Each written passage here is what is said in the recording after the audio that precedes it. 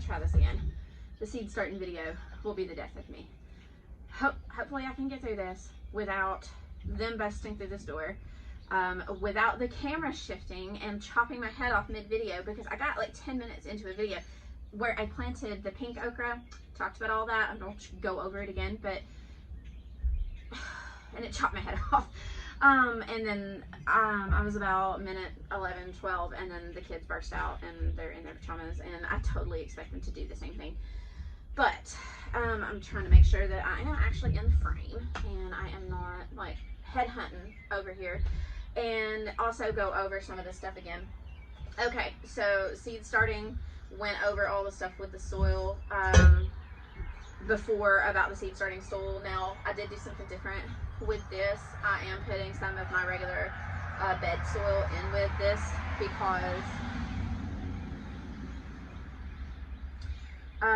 because these are things that I'm going to be planting out very, very shortly. These are larger seeds. These are not like super, super delicate.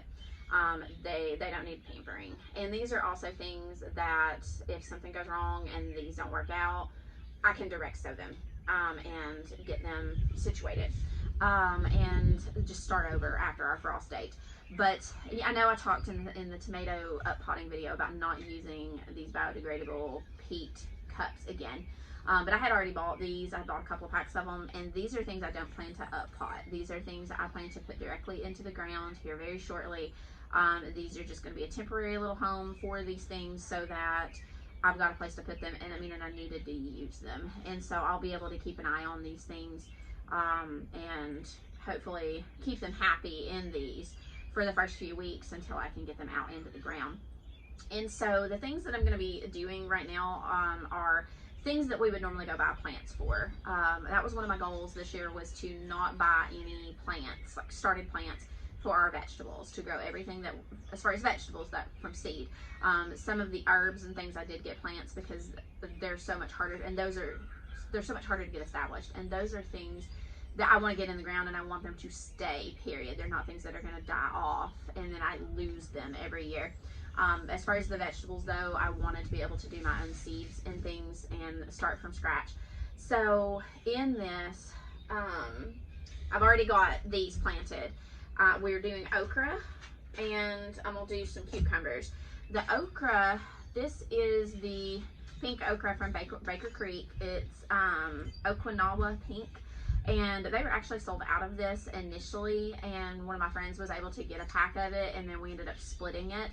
And so thanks Tanya, we're starting those, and that's what is in these. I went ahead and labeled them up, because label everything, because your kids are going to come barging in and you're going to forget what you put in the ground. That's going to happen. So label everything. Got these in the ground. I did 5 of them because I want a bunch of these because they're I expect them to be gorgeous. And so I also got just a little rainbow mix because I was hoping to get some red and some whites in with like this green that's here. That's what all this is.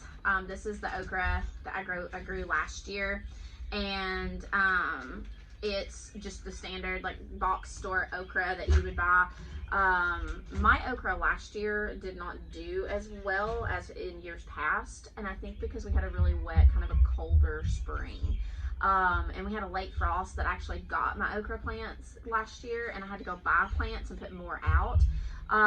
And they just never got very big. Like, we got enough okra to can a couple of jars as far as like pickling and, you know, cooking and things, but I did not get just a ton.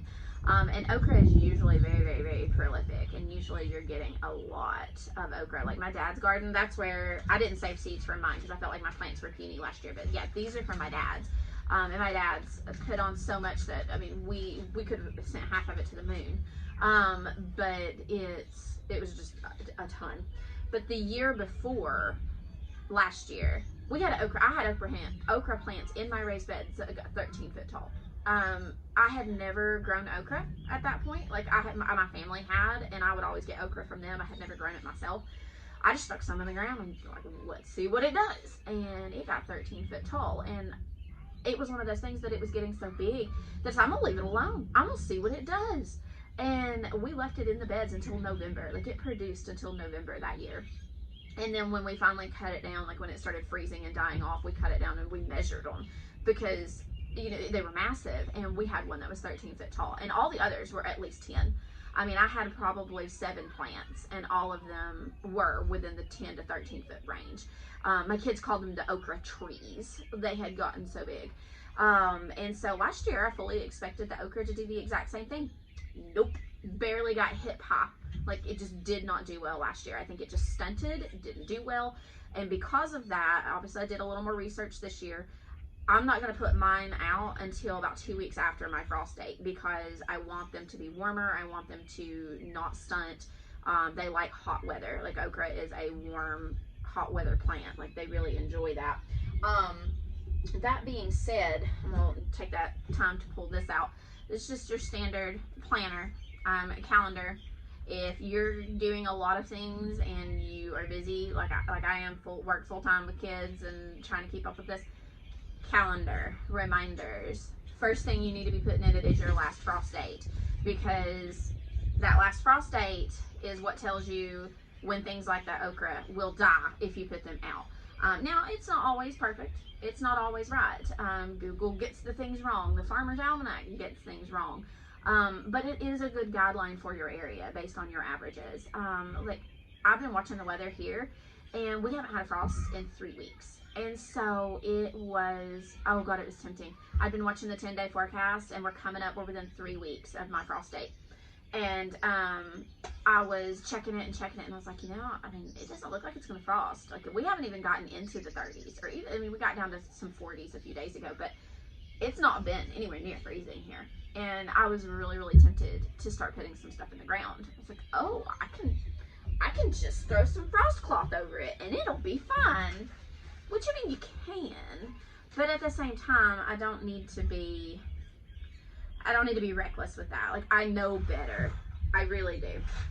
And so I am very, like, I've kind of reined myself in. And I'm glad I did, because I noticed, I got on the weather because we've been having some storms here. We're actually in between rounds of storms.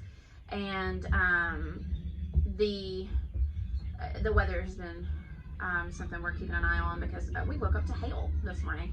Luckily not large hail, like we didn't have any damage or anything like that, but that's the kind of stuff we're dealing with right now. The other day when I did the walkthrough, I had said, you know, that we had the potential for some tornadoes and things, and there were some tornadoes that went, you know, through Alabama and through Georgia, but my area in Tennessee, we got, you know, pretty lucky in that we didn't have any damage or any tornadoes come through my area, thank goodness. So we ended up being okay with that, but I've been watching the weather, so I'm really glad that I did not decide. Sorry, we have a lot of farms around us, and it's seasons to be putting fertilizer out, and there are a lot of big trucks. I go back and forth right now, just tons. And but we ended up not having any real severe weather. But I checked the weather for, you know, just myself, to be like, what are the temperatures going to be? Because right now we're in the season of you wear a sweater in the morning and you need shorts in the afternoon, and I have no wonderful idea how to dress my kids, because they're either going to be burning up the entire day or freezing, and I never know if they're going to need rain boots or sandals. And so it's one of those things that I've been keeping an eye on, and lo and behold, because our atmosphere is so volatile right now, we're going to get to 30, like either tomorrow night or the night after. And I was like, where did that come from? Because that had not even been there. And I mean, we weren't even supposed to get into the 30s, much less all the way down to 30, because that is below 32. That is, these okra, if they were outside, they would die. That is, you know, that freezing point where if you don't have frost hardy plants outside, they will die. So I'm glad that I didn't get froggy, and I didn't just, you know what, I'm gonna throw it out there. I'm glad I didn't, because our weather is weird, and after last year's late frost got me, because I planned it early last year, because of course it was COVID and quarantine and lockdown and all that mess, and so I didn't have anything else to do, and this was all that was on my mind, was, you know, things that had nothing to do with any of that. I planted early, and that late frost got me. I had to redo beans. I had to redo my okra. We had to get more cucumber plants, and so I was like, I'm not gonna do that again. I'm not gonna let it trick me into a false sense of security. So I have been wise, and I have not done it yet, and I'm glad I didn't, because the weather is now saying we're gonna have 2 nights. Like, one of them is they're like, it's definitely 30.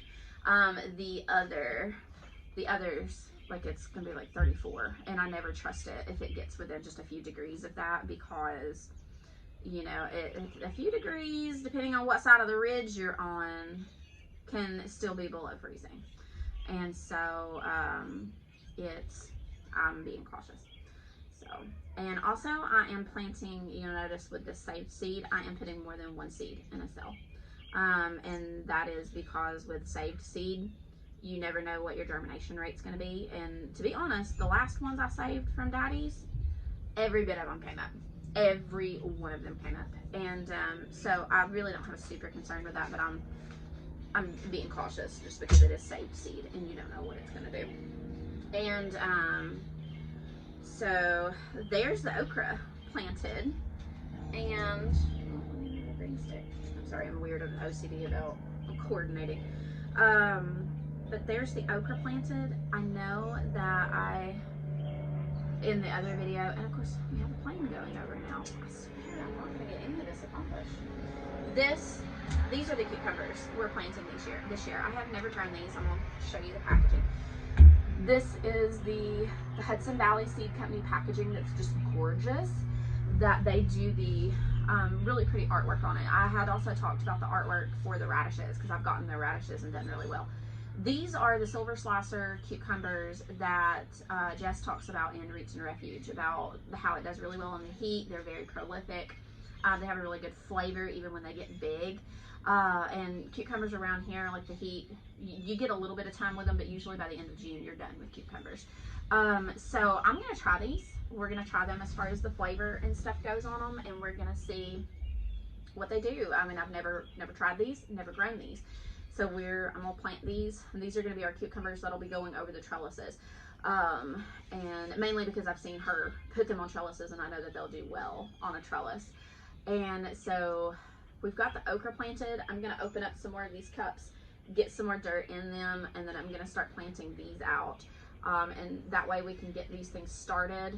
And again, I expect these to be in the ground within the next month, the majority of this stuff. I mean, it really just depends on the weather, because I don't want to stump my okra, but in theory, I direct sow okra and stuff after the frost date. So anything I planted, if I harden them off correctly, they should be fine and they should grow.